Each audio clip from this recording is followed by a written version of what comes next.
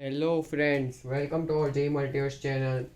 आज हम PWQ pathfinder वाली सीरीज में NLM MCQ paragraph NLM MCQ paragraph 42 से 44 वाला करने वाले। ठीक है, ये थोड़ा ट्रिकी क्वेश्चन है लेकिन हाँ इतना मुश्किल भी नहीं है। ठीक है, तो हम 42 से 44 नंबर वाला पैराग्राफ करने वाले हैं NLM MCQ में। तो चलिए सबसे पहले पैराग्राफ पढ़ते हैं। मतलब मैं शॉर्ट में आपको समझा देता हूँ पैराग्राफ में क्या दे रखा है। एक बेल्ट है, ठीक है, एक बेल्ट है, ये हॉरिजॉन्टल प्लेन में रखी हुई है, यानी कि ग्रेविटी ये प्लेन के परपेंडिकुलर है। ठीक है, ये बेल्ट है और बेल्ट की लेंथ इस डायरेक्शन में नेक्स्ट टू इन्फिनिट होती है, ऐसा मानना है। ठीक है, अब ये बेल्ट कांस्टेंट वेलोसिटी 3 मीटर पर सेकेंड से इस डायरेक्शन में जा रही है, मतलब ये डायरेक्शन में। ठीक है, और अब क्या है, इसको थोड़ा मोटा बना देते तो और अच्छा रहेगा। ये इनफाइनाइट नेक्स्ट टू इन्फिनिटी बहुत बड़ी है। ठीक है, बहुत बड़ी है। अब क्या है कि हम एक डिस्क जो है, एक डिस्क है, उसको हम वी नॉट वेलोसिटी से बेल्ट पे फेंक रहे हैं। वी नॉट वेलोसिटी से हम बेल्ट पे इस डिस्क को फेंक रहे हैं। और जो वी नॉट वेलोसिटी है वो हमें दे रखी है 4 मीटर पर सेकेंड। वी नॉट की वैल्यू हमें दे रखी है 4 मीटर पर सेकेंड। और ये जो वेलोसिटी है ना वो ग्राउंड फ्रेम में है, ना कि बेल्ट फ्रेम में। ग्राउंड फ्रेम में, अगर बेल्ट फ्रेम ने मान लिया तो आपका आंसर डेफिनेटली गलत आने वाला है। ये ग्राउंड फ्रेम में हमें वेलोसिटी दे रखी है। ठीक है, ठीक है, तो ये तो हमें पता चल गया। और हाँ, सबसे बड़ी बात, डिस्क और बेल्ट के बीच में फ्रिक्शन है। डिस्क और बेल्ट के बीच में फ्रिक्शन है जिसकी वैल्यू है 0.5। कोफिशिएंट ऑफ फ्रिक्शन की वैल्यू क्या दे रखी है हमें, 0.5। तो उसमें पहला पार्ट क्या है, हमें पाथ निकालना है कि डिस्क का पाथ कैसा होगा दोनों फ्रेम में, बेल्ट फ्रेम में भी और ग्राउंड फ्रेम में। अब कैसा होगा इन द सेंस, सर्कुलर भी हो सकता है, प्रोजेक्टाइल हो सकता है, यानी कि पैराबोलिक हो सकता है, एलिप्टिकल हो सकता है। कैसा पाथ होगा वो हमें चेक करना है। तो आइए सबसे पहले इसको चेक करते हैं। तो सबसे पहले हम बेल्ट फ्रेम में जाएंगे। क्यों? क्योंकि हमें फ्रिक्शन की डायरेक्शन चाहिए, फोर्स की डायरेक्शन पता हो, एक्सेलरेशन की डायरेक्शन पता हो, तभी हम पाथ को डिसाइड कर पाएंगे। तो सबसे पहले हम जाते हैं बेल्ट फ्रेम में। तो इन बेल्ट फ्रेम, देखो मैं इधर लिख रहा हूँ अब, इन बेल्ट फ्रेम, बेल्ट के फ्रेम में देखे तो भाई जब जो इसको मैं ऐसा बना दे रहा हूँ, अब ये हॉरिजॉन्टल प्लेन हमारा। अब बेल्ट की वेलोसिटी तो जीरो हो गई, बेल्ट की वेलोसिटी तो जीरो हो गई। अब डिस्क की क्या वेलोसिटी होगी, देखो वी नॉट इस तरफ है, वी नॉट इस तरफ है, और बेल्ट पहले 3 मीटर पर सेकेंड से जा रहा था, लेकिन अब इसके फ्रेम में आ गए हैं हम। अगर ये 3 मीटर पर सेकेंड से जा रहा था ग्राउंड फ्रेम में, लेकिन अगर इसकी फ्रेम में आ गए तो ये जीरो हो गई। तो इसको इधर, डिस्क को इधर 3 मीटर पर सेकेंड मिल जाएगी। ठीक है, डिस्क को इधर 3 मीटर पर सेकेंड मिल जाएगी। और ये वी नॉट हमें 4 दे रखा है, वी नॉट हमें 4 दे रखा है। तो अब मैं इसको यहाँ बना रहा हूँ, इधर 4 है, ठीक है, इधर 4 है, इधर 3 है, इधर 4 है, इधर 3 है। तो ठीक है, अब इसकी वेलोसिटी, हम नेट वेलोसिटी निकालते हैं। तो देखो इधर फाई आ जाएगी, मैग्नीट्यूड इसका फाई आएगा क्योंकि ऑब्वियस है, पाइथागोरस थ्योरम लगाएंगे तो अंडर रूट 4² + 3² यानी कि फाई आ जाएगी। और ये एंगल थीटा निकालना है, तो लगा दो कॉस थीटा। कॉस थीटा क्या है, बेस अपॉन हाइपोटेनियस 4/5। तो थीटा आ गया हमारे पास 37 डिग्री, यानी कि ये क्या है, ये है 37 डिग्री। ये हमें पता है। ठीक है, ये हमें पता है कि ये 37 डिग्री है। ठीक है, तो थीटा 37 हमारे पास आ गया। अब भाई हमने बचपन में पढ़ा होगा जी कि जो फ्रिक्शन होता है, काइनेटिक फ्रिक्शन, वो रिलेटिव वेलोसिटी के ऑपोजिट लगता है। और रिलेटिव स्लिपिंग होती तभी लगता है, और इसमें रिलेटिव स्लिपिंग तो है ही, स्लिपिंग मतलब है ही, तो रिलेटिव वेलोसिटी के ऑपोजिट लगता है काइनेटिक फ्रिक्शन। तो अब अगर मैं इधर, चलो इस तरफ बनाते हैं, देखो देखो अगर मैं इधर बनाता हूँ, ठीक है, ये डिस्क है, इसके पास इधर 5 मीटर पर सेकेंड की वेलोसिटी है। ये थोड़ा छोटा डायग्राम बन गया, थोड़ा बड़ा बनाते हैं। रुको इसको मिटा देते हैं इसके बाद ही, तभी ठीक से बना पाएंगे। डेटा तो मैं बता दूंगा, वो तो मुझे याद ही है। तो अब ये डिस्क के पास इधर 5 मीटर पर सेकेंड की वेलोसिटी है, तो फ्रिक्शन इधर लगेगा और वो क्या होगा, अब mg अंदर इनवर्ड डायरेक्शन में लग रहा है, अंदर की डायरेक्शन में, क्योंकि ये हॉरिजॉन्टल प्लेन है, तो mg तो अंदर लगेगा। तो फ्रिक्शन जो हो जाएगा, फ्रिक्शन जो हो जाएगा, ठीक है, तो फ्रिक्शन म्यू mg आ गया, क्योंकि mg अंदर की डायरेक्शन में है, तो फ्रिक्शन म्यू mg है, तो एक्सेलरेशन फ्रिक्शन बाय मास यानी कि म्यू जी आएगा।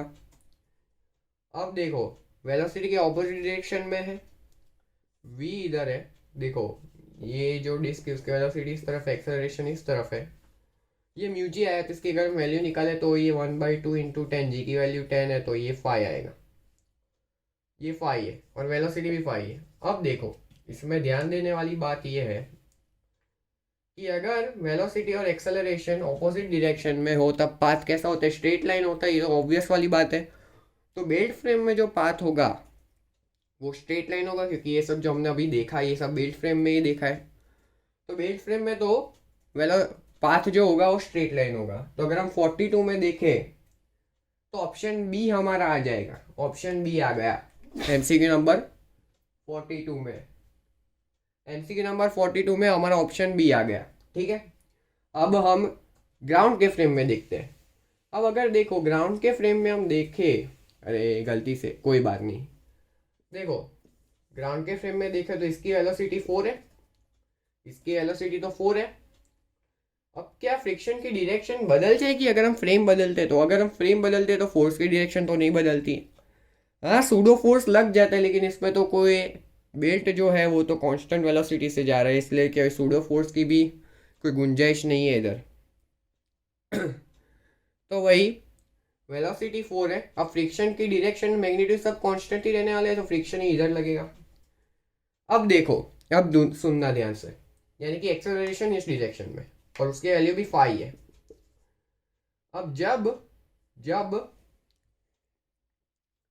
जब वेलोसिटी से एक्सेलरेशन कुछ एंगल बना रहा हो, ठीक है, ठीक है, तो वेलोसिटी जब एक्सेलरेशन जब वेलोसिटी के कुछ एंगल पे होता है और वो कांस्टेंट वैल्यू होती है उसकी डायरेक्शन मैग्नीट्यूड सब कुछ, तब जो पाथ होता है वो पैराबोलिक होता है। सबसे बड़ा एग्जांपल उसका प्रोजेक्टाइल ही है। अब कुछ वेलोसिटी से देखते हैं, ग्रेविटी नीचे होता है, एक्सेलरेशन कांस्टेंट होता है, कुछ एंगल पे ही होता है, तो इसका पाथ पैराबोलिक होता है, प्रोजेक्टाइल का पाथ तो पैराबोलिक ही होता है। ठीक है, तो अगर हम 42 में देखें तो ऑप्शन सी भी आ जाएगा, और ऑफ कोर्स ए और डी तो बाद में आएगा ही नहीं। ग्राउंड के रिस्पेक्ट में पैराबोला है, बेल के रिस्पेक्ट में स्ट्रेट लाइन है, तो 42 तो हो गया हमारा। अब हम देखते हैं 43 पे आते हैं। तो पूछा है, इसमें क्या पूछा है, क्योंकि इसको तो हम ऐसे ही रखते हैं कि what minimum width of belt, ये डी है, ये डी विड्थ दे रखी है इसकी, तो डी की क्या मिनिमम वैल्यू होगी कि जो ये डिस्क है वो हमेशा बेल्ट पे ही रहेगा, डी की, ठीक है, डी की क्या मिनिमम वैल्यू होगी कि ये डिस्क जो है वो बेल्ट पे रहेगा। तो हमें क्या करना है, देखो अब हम इस एक्सेलरेशन का कंपोनेंट ब्रेक करते हैं। ये देखो 37 डिग्री पे है, तो ये भी 37 डिग्री होगा। तो अगर हम इसका कंपोनेंट ब्रेक कर दे तो इस तरफ 3 आएगा, इस तरफ 4 आएगा, क्योंकि ये 3 जो होता है 5 sin 37 है और 4 है वो 5 cos 37 है। ठीक, तो अब देखो हॉरिजॉन्टल डायरेक्शन में तो देखने की बात ही नहीं, क्योंकि उसकी तो लेंथ ही इनफाइनाइट है, तो हॉरिजॉन्टल में जितने भी वेलोसिटी हो जाए कितना कुछ भी फर्क नहीं पड़ने वाला है। अब हम वर्टिकल मतलब ये वाली डायरेक्शन में देखते हैं, मान लेते हैं ये वाई है, ठीक है, तो डी अगर देखो अगर इसकी वेलोसिटी डी की वैल्यू बहुत कम हुई तो ये धीरे धीरे आगे जाएगा, आगे जाएगा और बेल्ट के बाहर निकल जाएगा, ऐसे आके बेल्ट के बाहर निकल जाएगा।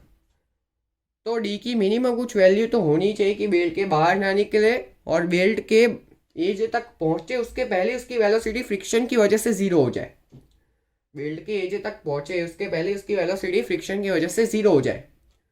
तो हम मान लेते हैं कि ये डी इतना सफिशिएंट है कि यहाँ पे ही रुक जाता है।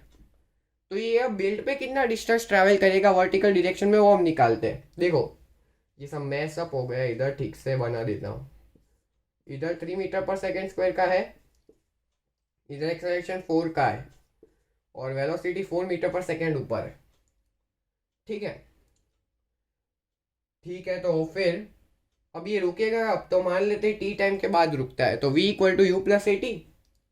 तो v तो 0 है, u है 4, और एक्सेलरेशन -4, तो -4t।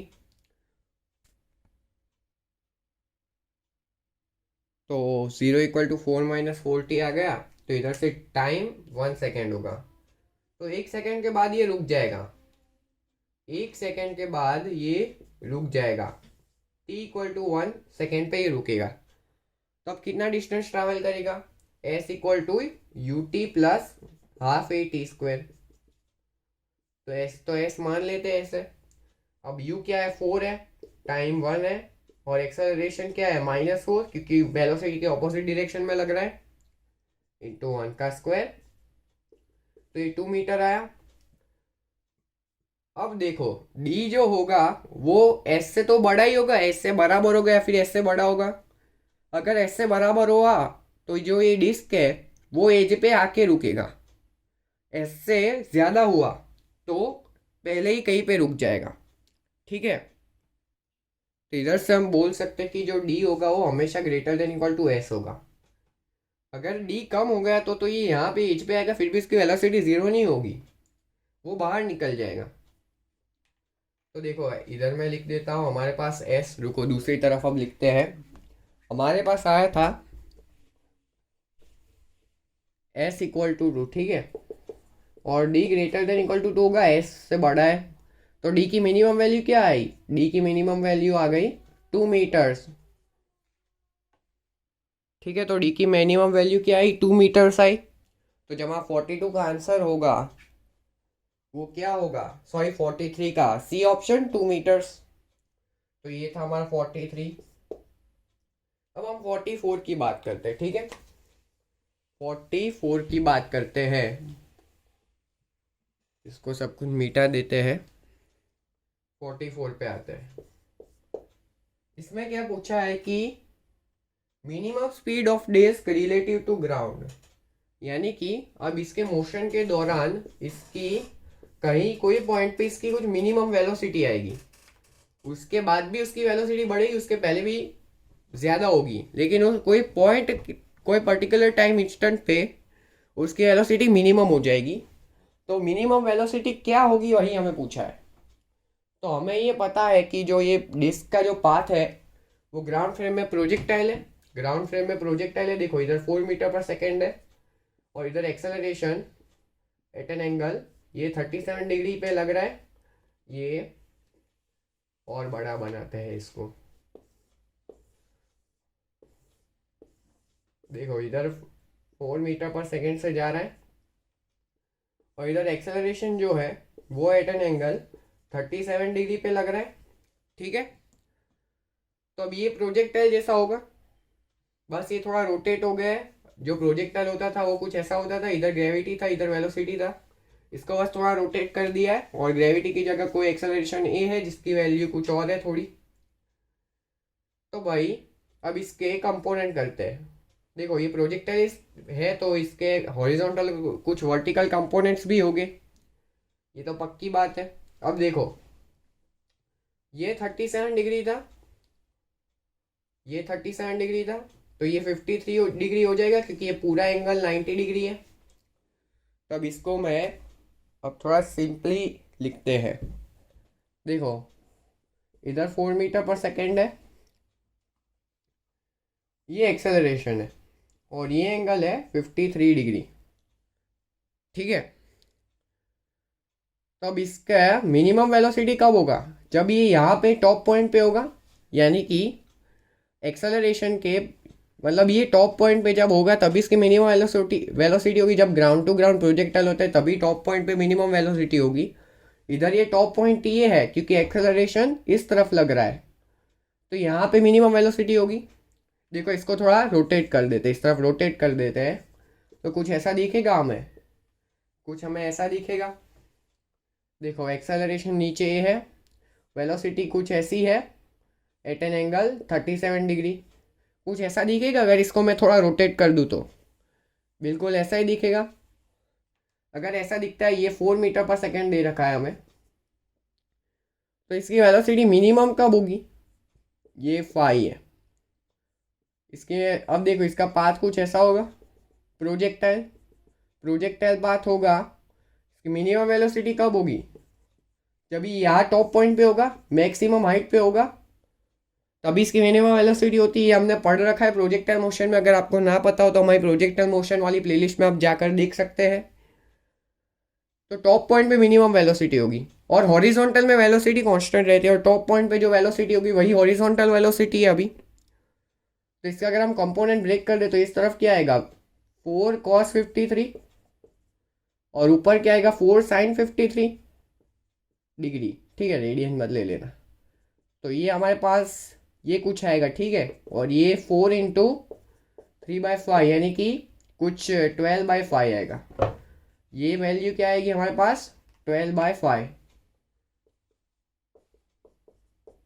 यानी कि टॉप पॉइंट की जो वेलोसिटी होगी वो भी ये 12/5 ही होगी, क्योंकि वर्टिकल कंपोनेंट तो खत्म हो गया होगा एक्सेलरेशन की वजह से, सिर्फ हॉरिजॉन्टल कंपोनेंट बचा होगा। तो फिर कुछ ऐसा होगा। देखो ये मैंने पाथ बनाया इसका, इधर 12/5 मीटर पर सेकेंड की वेलोसिटी, और यही मिनिमम होगी। अब यही मिनिमम वेलोसिटी है क्योंकि अब वर्टिकल वेलोसिटी 0 है, ठीक है। तो ये मिनिमम वेलोसिटी है, तो हमारी मिनिमम वेलोसिटी क्या है? 12/5 यानी कि 2.4 मीटर पर सेकेंड।